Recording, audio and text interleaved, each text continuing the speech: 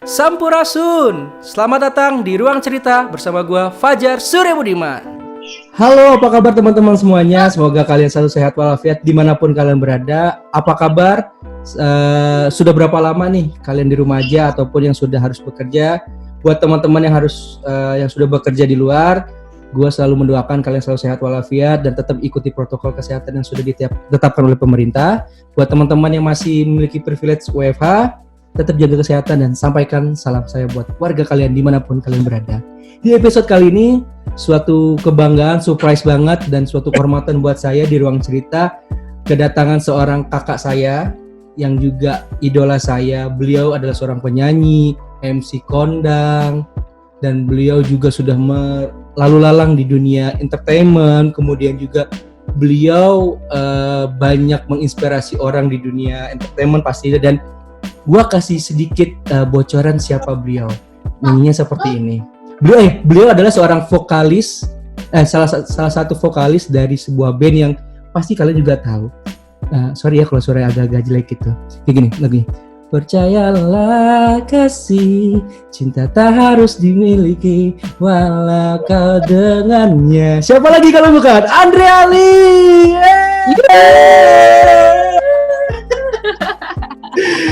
Malam Mbak, sehat? Selamat malam. Aduh, gue dengerin pas lo opening lo nyebut gue beliau, gue berasa senior banget deh. Kan yang dihormati gitu kan. Apa kabar? Alhamdulillah Mbak, kabar baik. Mbak juga sehat kan pastinya sekarang? Alhamdulillah, puji Tuhan, sehat terus. Karena yang dibutuhkan selama beberapa bulan ini adalah kesehatan dan kewarasan ya. Dua itu sekarang bener. Kalau dulu kan kesehatan tuh kayak dibilang, bro apa kabar, sehat? Oh itu hanya basa-basi. Tapi kalau sekarang tuh sesuatu yang bener-bener mahal banget sih. Ya, mahal banget dan tulus loh nanya. Ya. Kayak setiap juga selama pandemi ini kan gue nggak bisa ketemu sama teman-teman ya. Ya. Keluarga sih bisa ketemu, tapi teman-teman kan nggak ketemu kan gitu. Dan saat kita ngomong lo sehat ya, lo jaga diri apa segala macam tuh benar-benar sesuatu yang ada maknanya gitu. Ya, jadi bukan benar lagi gitu. Setuju banget. Tapi anyway, teman-teman pendengar Ruang Cerita, sebelum kita bahas lebih dalam tentang seorang Andre Ali, kita pengen tahu dulu nih. Kita kan udah hampir mau 5 ke 6 bulan nih Mbak di masa pandemi COVID-19. Pastilah banyak perubahan yang mungkin dialami dari seorang Andre Ali, tapi yang mungkin juga bisa menginspirasi teman-teman pendengar Ruang Cerita nih. Mungkin yang dulunya sebelum pandemi Mbak hanya pasti kan lebih banyak aktivitas di luar, tapi kan selama pandemi ini waktu dengan keluarga ataupun mungkin intensitas masak atau hal-hal apa sih yang mungkin bisa menginspirasi teman-teman pendengar Ruang Cerita Mbak? Kalau boleh cerita, memang sebelum corona aktivitas di luar rumah tuh kayak udah kerja. Aku kan di bidang hiburan ya, dunia hiburan ya gitu. Tapi udah kayak 9 to 5 aja, tapi lebih ke 12 to 11 PM, almost midnight. Karena kebanyakan event kan ada sore ya, malam ya. Ya, betul, sore ke malam. Saya kerjanya ya 25 hari di luar rumah, 5 hari di rumah gitu. Tapi tetap waktunya fleksibel kalau aku kerjanya gitu. Jadi ini memang berubah 180 derajat. Aku full time di rumah. Bener-bener di rumah, bahkan aku nggak nge-MC, nggak nyanyi, cuma beberapa kali acara virtual. Tapi membawa hikmah yang luar biasa ya dengan adanya pandemi ini gitu. Pasti semua juga, kalau misalnya menginspirasi nggak ada yang maksudnya dari diri gue nggak ada, cuman pasti semua merasakan dampak dari pandemi dan experience-nya pasti berbeda-beda gitu. Kita suatu pandemi yang sama tapi menghadapinya dengan cara yang berbeda-beda, ya kan? Gitu. Kita nggak perahu yang sama, ada yang perahunya kecil, perahunya gede gitu. Ombaknya sih sama gitu, cuman cara berbeda. Cuman banyak yang bisa aku ambil di sini, yang tadinya aku punya banyak waktu buat anak. Sekarang aku lumayan jadi tumbuh kembangnya si Ardel di usia 10 tahun ya. Dia sangat SD kan, SD. Terus juga aku dengan suami gitu, jadi ya ketemu cuman terus malam cuman malam aja ketemu gitu. Sekarang jadi punya untuk untuk komunikasi, introspeksi dan lain-lain. Dan yang lain-lain ya sama sih kayak teman-teman gitu, kita jadi menghargai, kita jadi banyak menghargai diri sendiri, kesehatan, dan kita jadi lebih ke teman juga, jadi ke keluarga juga jadi lebih peduli gitu. Gitu. Oke. Dan yang pasti mungkin tadi sebelum kita rekam juga Mbak Dere kan sempat cerita ya hal positif lainnya mungkin dari pola tidur juga ya Mbak sekarang yang biasanya di jam sebelum jam 8. Jadi polanya jadi berubah ya. Dulu berubah banget kan, tahu sendiri kalau aku lagi syuting live kalau di TVRI kan ketemu TVRI itu kan kelar baru 10 malam, nyampe rumah jam 11, bersih-bersih apa segala macam. Kadang ada midnight snack dulu. Jam midnight snack dulu baru kita kan kayak gitu kalau pekerja seperti itu ya. Malam masih buka kulkas lah atau senang icip-icip dikit lah gitu. 2 pagi, 1:30 baru tidur. Sekarang selama pandemi asli jam 8 tuh udah masuk kamar, udah selimutan, udah udah mau bobok cantik gitu. Dan bangunnya pagi, ya bangun bisa jam 5, bisa jam 6 pagi. Dan sekarang jadi olahraganya lebih sering gitu. Jadi gini, biasanya kalau olahraga aku tuh nggak terlalu suka kardio yang namanya lari lah, terus berenang apa segala macam, nggak terlalu suka gitu. Aku lebih suka ke body weight di rumah, panggil PT gitu, karena nggak punya banyak waktu. Nah tapi sekarang karena punya banyak waktu, akhirnya kemarin mencoba hal yang baru, lari. Yang paling aku sebel sebenarnya, yang paling itu musuh bebuyutanku tuh lari tuh. Ngap banget kalau lari, sebel banget gitu. Dan butuh waktu, ternyata emang nggak semudah itu untuk jatuh cinta. Masuk. Kayak gitulah. Aku butuh waktu yang cukup lama untuk bisa senang lari gitu.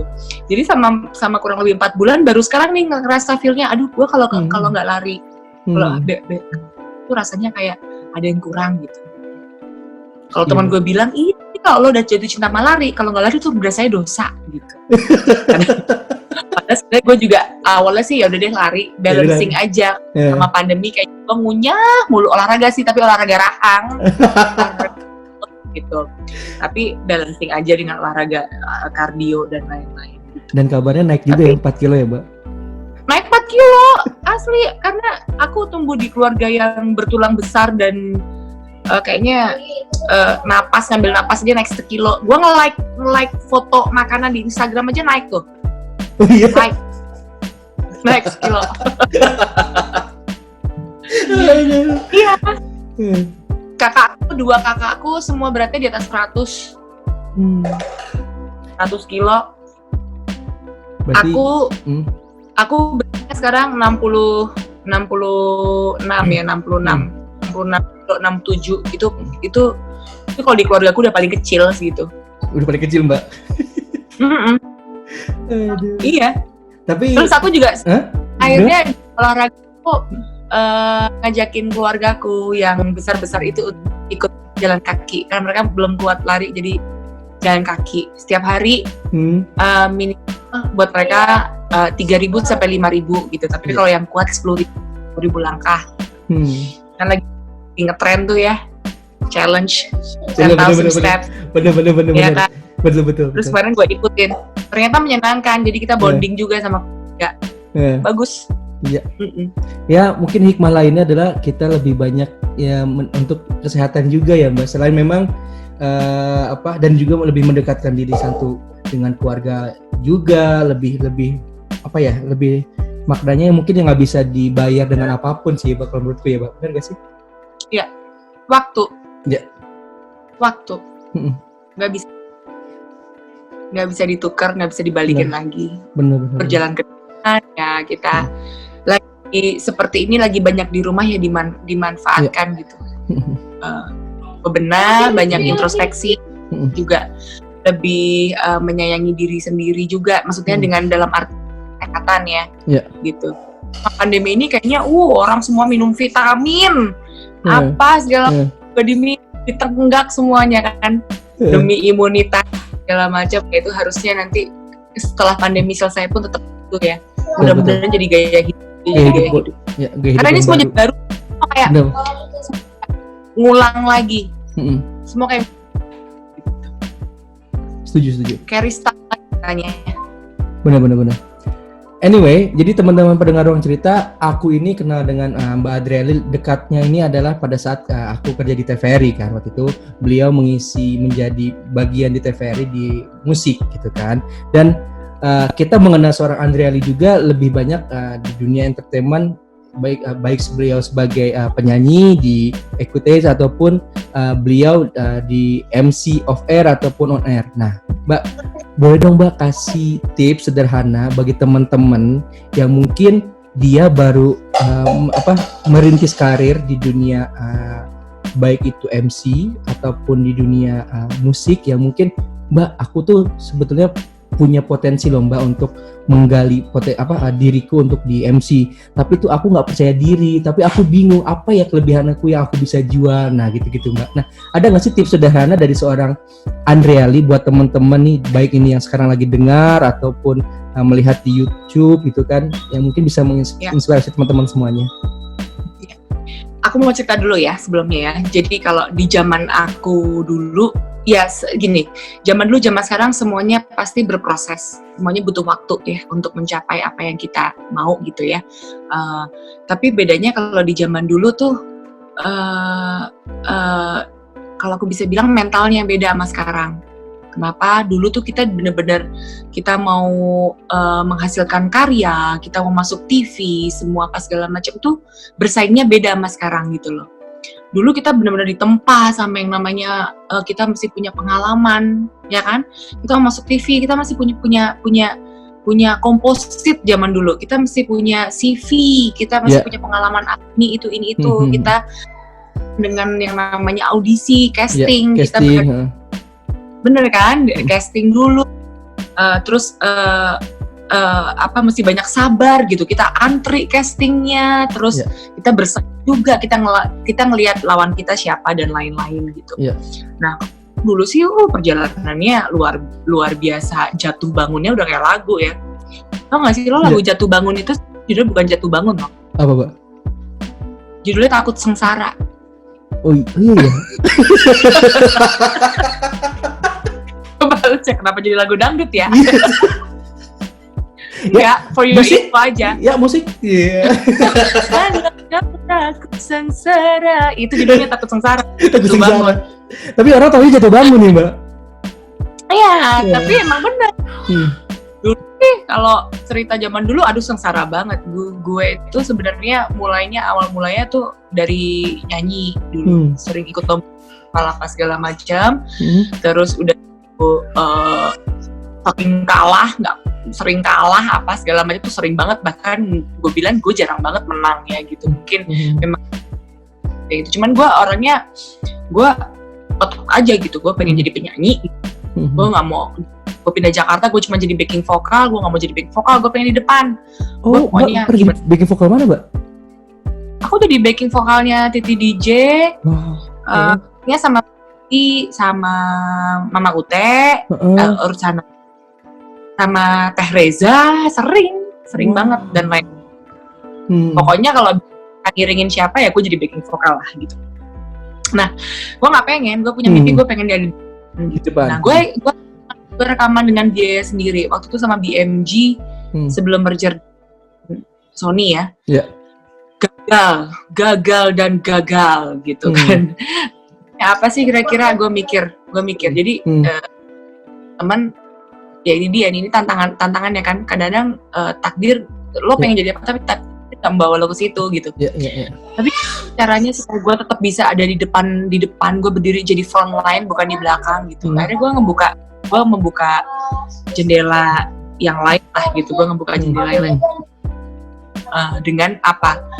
Public speaking. Gue pengen, oh ya udah, apa sih kira-kira? Oh, gue nge-MC. Akhirnya gue belajar public speaking karena sebelumnya gue emang agak susah ngomong, agak kurang percaya ngomong gitu. Sekolah di Lux School kurang lebih sekitar 8 bulan sampai setahun gitu. Yang pengajar gue tuh di sana gue diajarin dari acting, singing, modeling, make up, public speaking dan lain-lain. Waktu itu gue angkatan pertama yang ngajarin almarhum Didi Petet, terus Mas Yayu itu acting ya, untuk belajar acting. Public speakingnya Kemal Mohtar, sekarang jadi sering MC sama dia ya. Sering MC 10 tahun belakangan ini. Terus dan banyak lagi. Nah dari situ akhirnya gue mengasah diri gue di semuanya. Terus gue ikut casting. Akhirnya tahun 2006 kalau nggak salah ya, gue akhirnya dapet program TV di Trans, di Antv, Indosiar. Gue lumayan tuh. Gue tahu di Trans apa, Mbak? Gue tahu di Trans apa?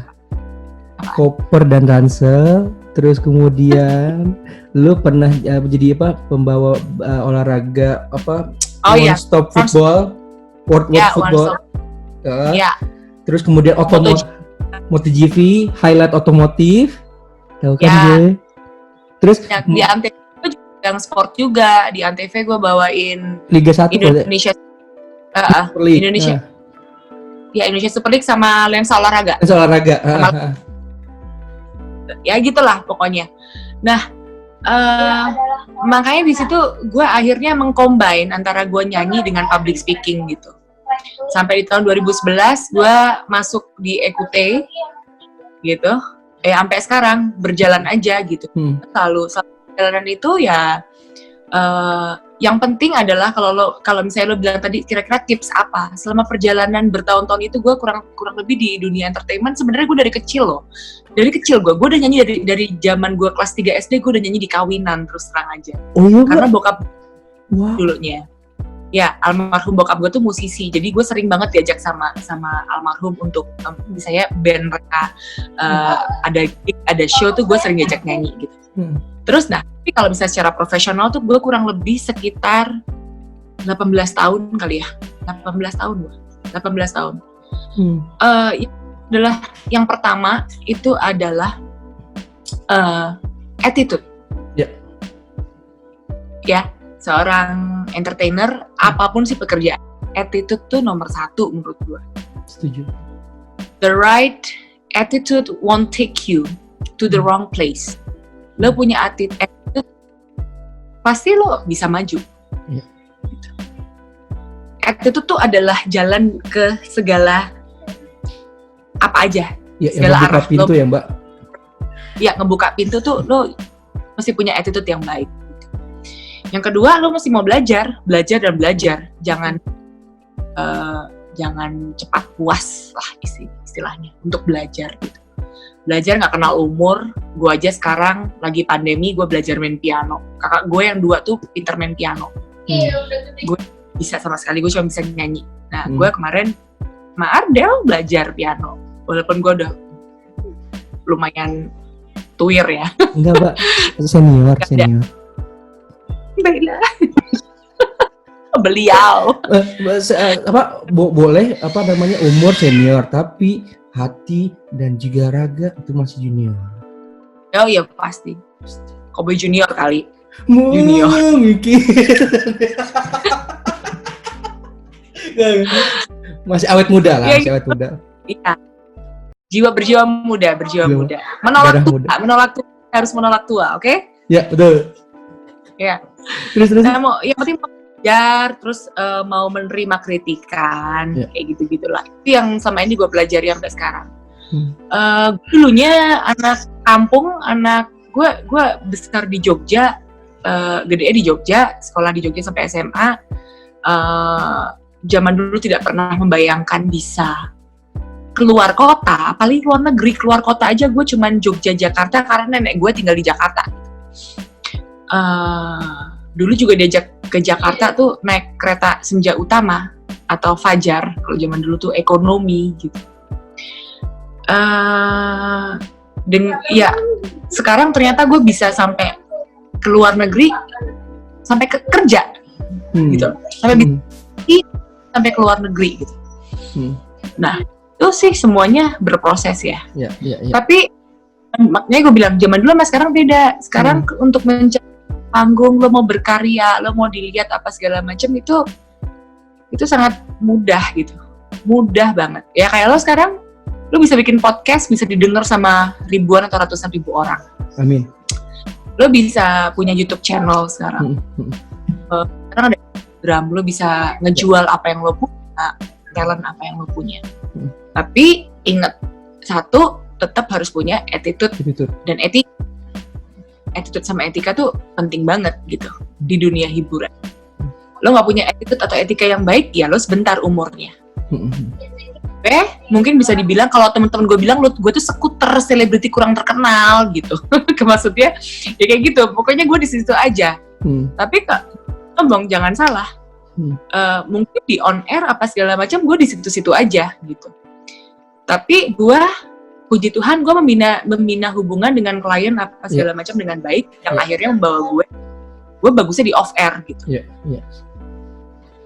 Nah, mungkin kalau buat teman-teman yang baru memulai karirnya di dunia hiburan, yang pertama cari tahu dulu karakter, cari karakter, dalami karakter.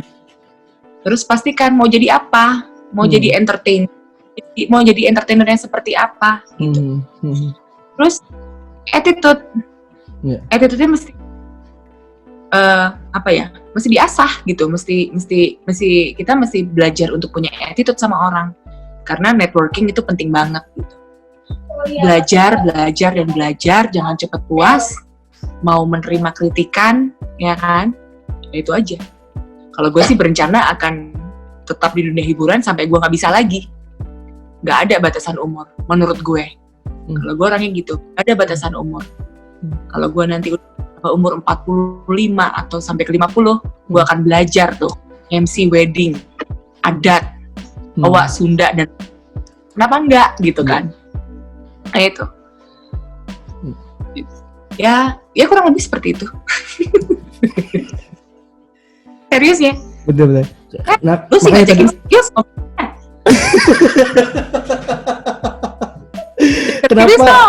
Makanya kenapa tadi gue di awal bilangnya Kak Andrea adalah salah satu inspirasi gue, ya itu salah satunya. Beliau bisa serius juga, beliau bisa beliau mengajarkan banyak hal sih menurut gue ya. Yang gue lihat adalah meskipun gue kenal dengan beliau dengan Mbak Andreali, dengan Kak Andreali di 2017 baru kenal dengan Mbak Andreali, tapi gue banyak belajar adalah beliau meskipun di on stage ataupun di luar panggung, beliau selalu ramah. Beliau, gue sangat ngefan beliau. Gue pernah nonton manggung lu, Mbak. Waktu gue Jude. Apa? Muka gue kan agak Jude. Hey Jude. Iya. Hey Jude. Jujur ya, pertama kali gue mau deket, gue mau kenal sama Mbak, tapi galak loh Mbak pertama kali gue takut nih mau kenal sama Mbak. Nah ini. Nah, kalau udah muka, gue nggak bisa ngerubah muka gue seperti apa ya. Lo mesti kenal gue dulu, baru lo bisa. You can judge me. You have to know me, and you can judge me. Nah, muka gue tuh terkena Hey Jude tadi itu, si The Beatles itu, alias AKA Judas ya, Bo ya. Tapi maksudnya dinilai dari penampilan, dari boleh kita gitu. Kadang-kadang kalau misalnya ketemu klien, nih klien kayaknya galak deh, ini kayaknya apa segala macam deh. Ternyata gue ngobrol sama dia, ternyata baik, ya kan? Ternyata ini apa segala macam. Itu termasuk dalam ilmu attitude itu tadi. Nah, gue kadang-kadang Andrea kan Judas, gue banyak banget orang yang segan gitu. Kalau ke gue tuh banyak banget gitu. Padahal sebenarnya kayak gitu-gitu amat. Tapi mungkin, tapi tetap kitanya harus introspeksi juga. Kalau misalnya dapat kritikan, Judas ya apa segala macam, mungkin perlu banyak senyum, baiklah gitu. Ternyata kalau emang udah kenal, gue banyak ketawa-ketawa kan sebenarnya kan. Bener. Ya. Orangnya beliau juga sangat humoris kalau menurut gue ya. Masa sih? Iya. Ya kan gue cerita Nunung, Bo. Nunung dan Judas. Aduh. Jadi jujur ya, Mbak, gue pertama kali kan gue nonton lo itu pas di bukan pensi, event di salah satu pentas di Jakarta. Waktu itu Ekutes, waktu itu tampil sore, gue nonton. Jadi waktu itu formasinya waktu Ekutes, Malik, kemudian Ran, terakhir apa lagu lupa. Nah, gue nonton Mbak, kapan ya gue bisa ketemu sama Mbak? Gue nggak bohong ya, benar. Itu 2016 akhir. Akhirnya ya dipertemukan lah sama pas di Memori Melody. Gue pertama kali gue takut. Kayaknya acara Soul Nation deh tuh. Kayaknya dah, iya gue lupa. Iya. Waktu itu kalau nggak salah backing vokalnya Simba Sabila, kalau nggak salah deh. Iya kalau nggak salah. Lupa. Nah terus intinya habis itu 2017 gue ketemu sama lu, gue pertama kali agak takut, Mbak. Takut, gue gemeter, gue pengen kenalan, gue pengen foto, gue gitu, norak banget gue. Tapi ya, apa-apa lah. Terus pas udah kenal, akhirnya ya beliau ternyata baik banget, banyak menginspirasi gue. Beliau tuh tidak hanya gue bilang tidak hanya luas di panggung, tapi juga sangat akrab dengan sekitarnya, dan begitupun dengan salutnya adalah Mbak tuh selalu multi ya intinya bisa semua hal lah, nyanyi bisa, MC bisa, bahasa Inggrisnya jago, cantik iya, rajin olahraga multi talent. Gue kemarin terus aja gue tuh kemarin tuh baru aja ini juga ada live chat lah sama temen gue. Temen gue satu, gue tuh sebenarnya kalau dibilang berteman bersahabat nggak juga ya. Jadi dia orang MC juga yang sudah senior dan gue yang gue hormati, amat sangat hormati. Dia lebih senior dari gue. Dia lebih senior. Gue nge-MC sama dia tuh tahun 2011 waktu itu. 2011 nge-MC di salah satu acara perusahaan telekomunikasi di Indonesia. Dan waktu itu skalanya internasional, jadi ada conference 3 hari dan harus berbahasa Inggris gitu. Pada saat gue di-hire adalah gue sudah pada saat itu bahasa Inggris gue nggak begitu fluent, maksudnya gue belum terlalu percaya diri. Sedangkan si partner sudah fluent sekali. Nah pada saat itu gue banyak dapat kritikan dari dia. Yang saat itu sih gue down banget asli sumpah. Gue down, amat sangat down, dan gue nggak percaya diri gitu. Udah di panggung nih gue udah nggak percaya diri karena kemampuannya benar-benar di atas gue, dan dia mengkritik gue habis-habisan di belakang. Pada saat itu sih gue down banget ya, gue sedih down, dan kayaknya aduh ya Allah gini amat ya, apa gue akan terus MC apa enggak ya kalau kayak gini caranya, bla bla bla segala macam. Nah itu jadi dorongan buat gue untuk akhirnya gue belajar bahasa Inggris gitu. Gue belajar lagi bahasa Inggris, baca buku, gue kalau nonton film titles, gue banyak temen gue dengan bahasa Inggris apa segala macam. Nah akhirnya gue sekarang sampai bisa nge-MC di luar negeri. Nge-MC-nya bukan untuk orang Indonesia ya, sekarang kan banyak event orang dibawa keluar lah gitu, enggak, tapi untuk orang sana. Gue ke Chiang ke Thailand, terus ke Filipina sampai 3 kali, yang MC untuk orang sana, gitu, audiensnya orang sana, gitu. Nah itu salah satu achievementnya banggain lah sampai sekarang. Gitu. Jadi, bukan sombong ya, tapi kita harus pada saat kita sudah berusaha keras, kita udah taruh effort yang luar biasa di dalam karir dan kehidupan kita, nggak ada salahnya untuk give a little credit lah for yourself. Maksudnya lo kasih apresiasi untuk diri lo sendiri. Itu penting setelah kerja keras dan usaha yang lo kasih gitu. Makanya kalau misalnya diukur, teman-teman gue bilang kesuksesan buat gue itu apa? Oh kalau gue tipe orang beda-beda. Gue nggak peduli dengan followers gue banyak atau enggak. Kalau sekarang misalnya zamannya seperti itu kan, nah gue nggak peduli followers gue banyak atau enggak. Kalau banyak ya bagus, kalau enggak ya sudah gitu. Dan juga kalau lo lihat gue di IG kebanyakan naruh sebagai etalase kerjaan gue aja gitu di situ. Sekali-sekali lah gue naruh tentang kehidupan pribadi gue, tapi nggak terlalu seperti itulah gue. Nggak cari panggung dengan cara seperti itu. Tapi nggak ada salahnya kalau lo bisa terima konsekuensi, karena kan kalau udah zaman sekarang kehidupan pribadi udah di-share ke publik ya harus kan ya pasti ada aja kan orang ngomong dan segala macam. Ya. Kalau bisa menerima konsekuensi itu sih nggak ada masalah gitu. Karena gue nggak bisa. Kalau gue lebih ke gue Instagram lebih banyak 80% untuk kerjaan lah. Ya, etalase kerjaan ya Mbak ya. Kerjaan aja gitu.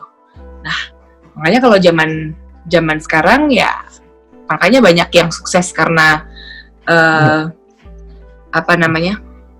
Ya dia antara prestasi dan sensasi.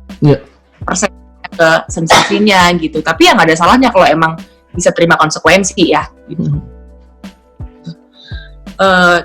Teman-teman juga banyak yang nanyain kayak lo nggak bikin podcast Andre atau bikin apa sih? Gue nggak bisa komit waktu, lo tau sendiri kan? Gue nggak bisa. Too much going on in my life. Iya.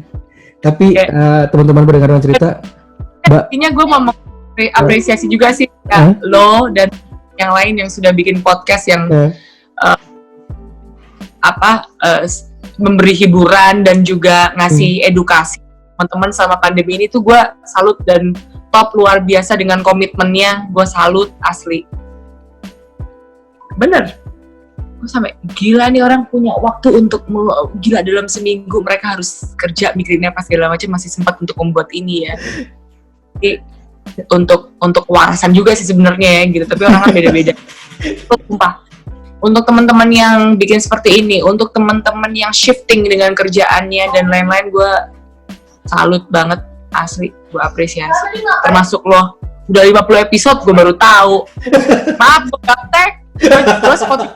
Gue puter Spotify kalau cuman buat ini doang, buat olahraga lari doang. Iya, asli. Tapi teman-teman, Mbak, teman-teman pendengar cerita, kalau mau tahu gimana Mbak Andreali 9 tahun yang lalu, beliau sempat posting di Instagramnya. Beda banget. Oh my god. Putri dulu. Panggung pertama gue. Ini ya, ini panggung pertama lu, Mbak. Sama Ekute tahun Gimana, 2011. Iya, gimana, Mbak? Itu di acara, nah itu gila, itu lucu banget. Jadi itu tuh gue tuh punya Ardel tahun 2010 bulan November. Nah itu gue masih inget banget, event itu adalah event pensi anak SMP bulan November tahun 2011 tanggal 19 ulang tahun anak gue si Ardel. Jadi abis kita gig terus malamnya kayak gue ngerayain ulang tahun anak gue di KFC Kemang gitu. Terus itu panggung pertama, jadi gue baru masuk Ekute dan itu panggung pertama, gig pertama gue bersama Ekute. Itu pas sumpah gue takut dilemparin. Gue merasa kayak aduh gue kan emak-emak udah punya anak gue bayi gitu, anak gue masih umur setahun gitu, gue takut banget kayak takutnya tidak sesuai ekspektasi si anak-anak SMP ini tuh ngapain sih emak-emak ini nyanyi itu di atas panggung tuh gitu kan, gue kan takut ya gitu. Jadi itu rasanya ya, itu lebih panik, lebih nervous dibandingin gue ketemu sama menteri-menteri. Itu rasanya, itu tau gak, kalau lo gugup, kalau lo takut naik pesawat, lo pasti tangan atau gigit gitu kan. Tangan lo basah dan jantung kan berdebar, jantung wah gila banget deh. Nggak taunya pas naik panggung, biasanya kita bawain Are You Really The One tuh, lagu pertama, yang wah gitu apa segala macam, langsung habis itu lepas, nyanyinya lepas, lepaskan gitu. Gue sampai tangan dingin, udah lo tenang aja anak-anak, santai aja, nikmatin aja lo, pokoknya apapun yang terjadi. Tapi kan pas mereka mengharapkan sosok gadis belia yang nyanyi apa segala macam gitu kan, ini gue udah mau, ya Allah. Ditimpukin, boy, ngapain, Bo? Kenapa? Berarti sekarang lu sama Ekuté sudah hampir 10 tahun lebih ya, Mbak? Tahun 2011 gue masuk, jadi 9 tahun. 9 tahun. Kalau Ekuté 14. Iya, Ekuté 14. Udah 14 tahun. Gue sama Ekuté. Suka dukanya apa, Mbak? Banyak banget suka dukanya. Okay. Tapi udah kayak keluarga banget tuh, Mbak. Kalau dukanya kan, suka duka apa nih? Kalau lagi manggung atau apa nih? Apapun, manggung boleh, ataupun manggung sering gue, lagi manggung hujan. Sering gue kehujanan, kepanasan. Yang pernah juga kita manggung gak ada yang nonton. Hah? Karena gak ada, serius, gak ada promo, gak ada apa, gak ada promonya. Si panitianya nggak ada promo. Kita juga udah push untuk promo, mereka nggak ada promo apa segala macam. Waktu itu belum zaman Instagram banget ya, zaman dulu gitu. Terus tiba-tiba nggak, cuma dikit banget yang nonton. Itu pernah. SMA, Mbak? Itu SMA, pensi SMA atau apa? Bukan? Enggak. Acaranya bukan acara itu. Jadi acara internal sebenarnya, kayaknya acara internal deh. Kita main di Tangerang, mainnya di pikiran gitu, bisa nggak ada penontonnya gitu. Pokoknya untuk event itu pun ya, itu kayaknya kalau nggak salah bazar atau apa tuh nggak ada yang datang. Oh iya. Gitu. Nggak ada umbul-umbul, nggak ada billboard, nggak ada promo. Jadi kayak orang nggak ada yang tahu kalau kita manggung di situ. Lu kayak latihan aja tuh, Mbak. Hah? Iya, lu kayak latihan aja deh itu. Manggung latihan. Kalau sukanya sih banyak banget ya, suka dengan full crowd dan lain-lain itu. Terus kita kita manggung keluar kota, terus kita video klip di luar negeri, ke Singapura waktu itu juga seru banget gitu ya. Cuman ya suka duka mah pasti ada gitu. Apalagi gue salut sih sama teman-teman Ekuté untuk band yang pernah berganti vokalis dan masih solid, ya panjang umurnya. Ekuté cukup lumayan panjang gitu, ya kan, cukup lumayan panjang gitu. Kita sekarang sih sedang fokus dengan dengan project masing-masing sekarang. Kemarin terakhir tuh lu manggung yang pas bantu ini ya, musik pandemi ya, sama Bona, sama siapa namanya, Regina, yang Mbak. Terus siapa lagi yang teman-teman Papua juga ada berapa orang gitu kan? Iya banyak. Gue nonton juga loh. Ya, ini akan menjadi tahun terakhir gue sama Ekuté. Oh iya? Gitu. Ya. Bukan nggak ada apa-apa sebenarnya, cuman teman-teman punya project masing-masing aja gitu. Jadi Ekuté-nya masih ada. Gue nggak tahu mereka akan ada penggantinya kapan. Gue juga tetap masih bantuin mereka sampai sekarang sih gitu. Tapi the best moment yang lo dapatkan selama 9 tahun, Mbak, itu di panggung apa, Mbak? Yang menurut lo ini yang gue akan selalu kenang? Di panggung Java Jazz. Java Jazz? Iya, tahun 2000 berapa ya? Ingat nggak? 17? Enggak, kayaknya 18 ya, 2018. Oke. 2018. Tunggu. Bulan Maret. Ya, itu panggung besar gua sama Ekuté. Kalau udah sering. Oh, 2018. Tapi pas kebetulan sama gua itu tahun 2018. Sebelumnya sih bagian Soul Nation apa segala macam kayak gitulah. Tapi emang berat, soalnya emang berat sih ya. Kalau band ganti vokalis tuh emang berat gitu. Tapi makanya gue salut sama teman-teman, sama kekompakan kita sama gue dengan 9 tahun ini, kita tetap jalan gitu. Dan teman-teman juga sudah kayak seperti keluarga juga ya, Mbak ya, antar personil ya. Banget. Kita makanya gue bilang nggak ada apa-apa sih antara kita, cuman sekarang kita punya misi yang berbeda. Masing-masing punya misi yang berbeda gitu. Tapi kalau pertemanan, gue sama Iyas masih ketemu seminggu sekali karena Iyas tuh guru lesnya Ardel. Guru les gue sama yang lain juga masih ya di grup WA masih rame gitu, masih rame sendiri di situ, masih rame lah. Dan sama ibu-ibu PKK-nya, kita nyebutnya ibu-ibu PKK, istri-istrinya anak-anak, kita masih main banget. Iya. Bahkan kita berencana untuk berenang bareng, kumpul bareng mau berenang gitu. Wow, luar biasa banget, Mbak. Itu tetap dalam ilmu masuk dalam ilmu attitude. Benar. Iya kan? Betul.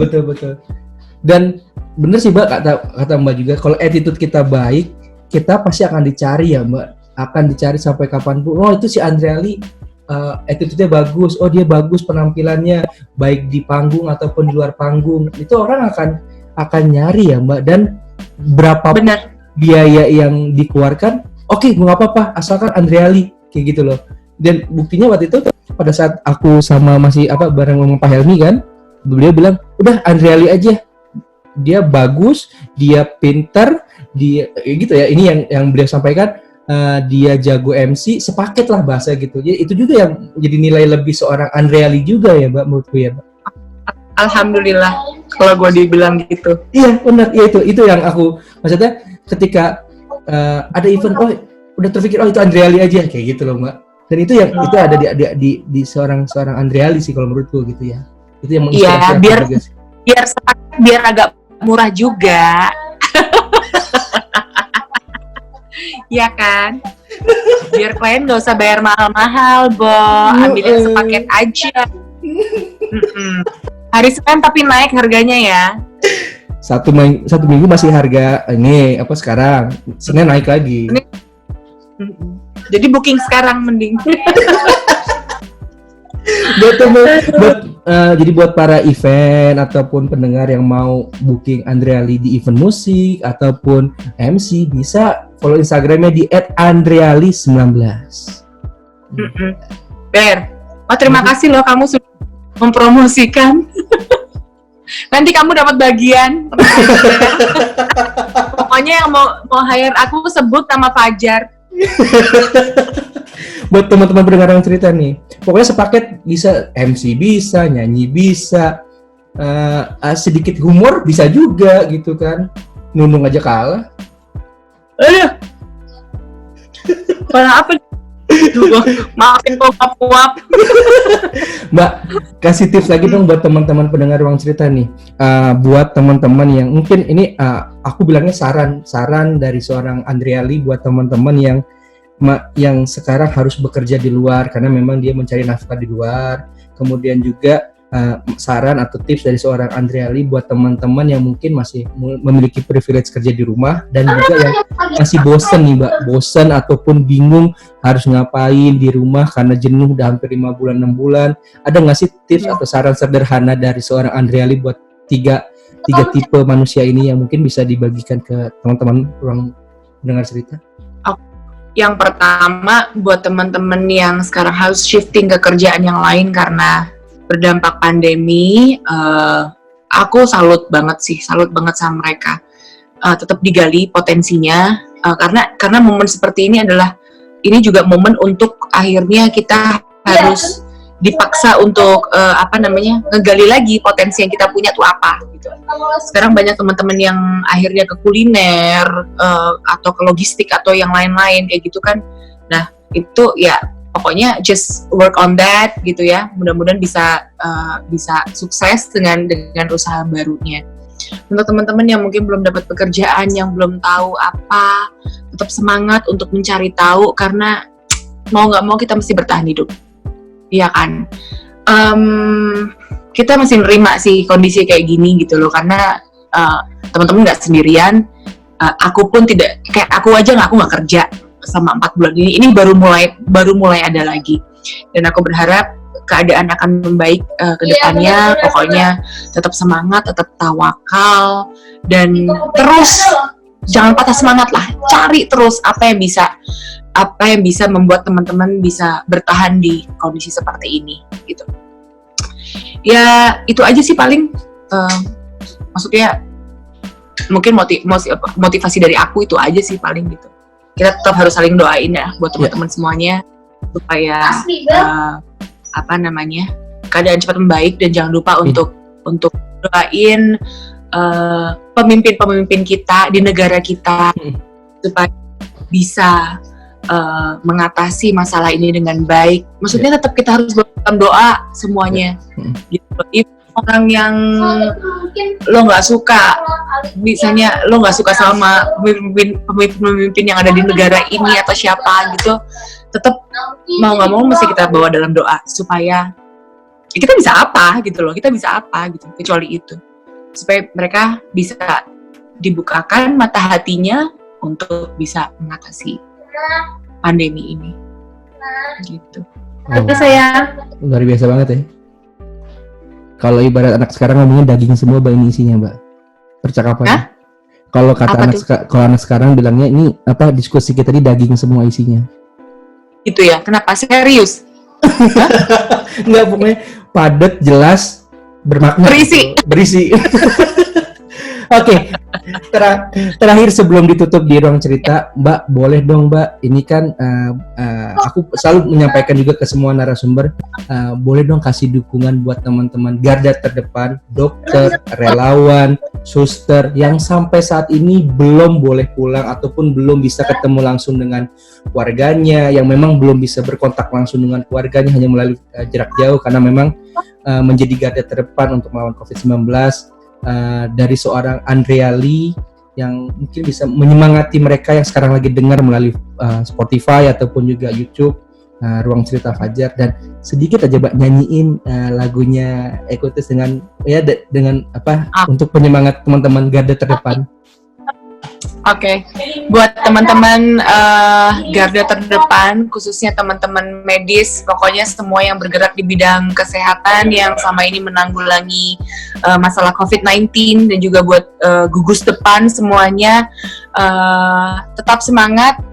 Teman-teman ini adalah orang-orang terpilih yang diberkati sama Tuhan untuk mengatasi masalah ini.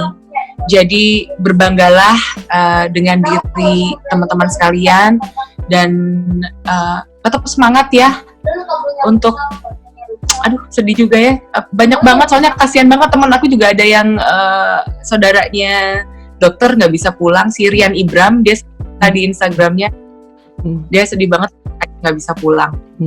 Jadi mudah-mudahan teman-teman semuanya dilindungi juga oleh Esa, selalu diberikan kekuatan dan kesehatan untuk memerangi wabah ini gitu. Amin. Terakhir ya, Mbak, nyanyiin buat teman-teman garda terdepan dari suara Andrea Lee. Silakan. Tunggu ya, anak gua ngomong dari tadi. Maafkan aku yang tak sempurna, sampai kapanpun itu aku tetap begini. Ku hanya ingin untuk selalu menjadi yang terbaik untukmu. Yeay! Andrea Lee, terima kasih banyak untuk waktunya. Thank you for having me. Ruang Cerita. Aku akan subscribe nanti di YouTube, oke? Yes, betul. Jangan lupa subscribe, like, and comment YouTube channelnya Ruang Cerita Fajar. Dan sekali lagi nih, jangan lupa subscribe, like, comment, and share. Yes. Dan jangan lupa nih teman-teman ya, sekali lagi yang mau booking MC, wedding dan lain-lain,